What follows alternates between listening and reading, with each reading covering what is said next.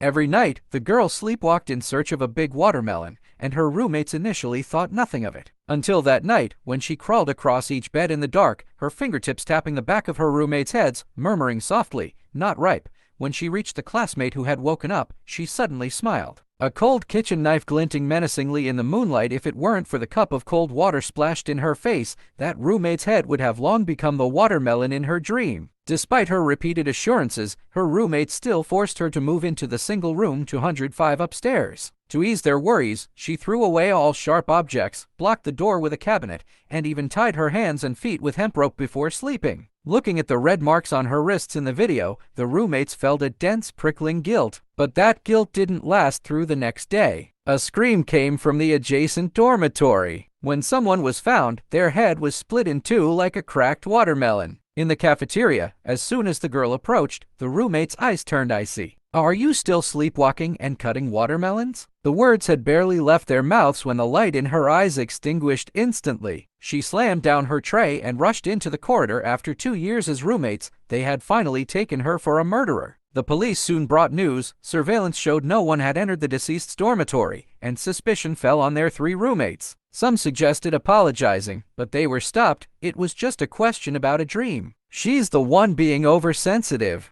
Late at night, one roommate still made her way to 205. The door panel was cold, and there was no answer when she knocked. When her fingertips touched the doorknob, it felt sticky and slippery. Was it blood? She jerked her hand back in panic. Just then, the dorm supervisor came to check on the rooms, so she had to flee back to her own dorm. At 2 in the morning, a sudden knock sounded at the door. "Who is it?" No response, but the knocking continued like the dull scrape of a knife. When they asked again, a faint voice drifted in from outside. "Cut a red-fleshed watermelon, so ripe it's dripping juice. Would you like a taste?" The roommates' hair stood on end, their ears ringing with the sharp whistle of the kitchen knife slicing through the air. Days before, the police said it wasn't her. The doors locked. Someone stammered in comfort, only to be cut off by another voice. I didn't lock the door." In the deathly silence, the sound of fabric rustling came from outside. The next second, the doorknob slowly turned, and a dark red shadow began to seep through the crack.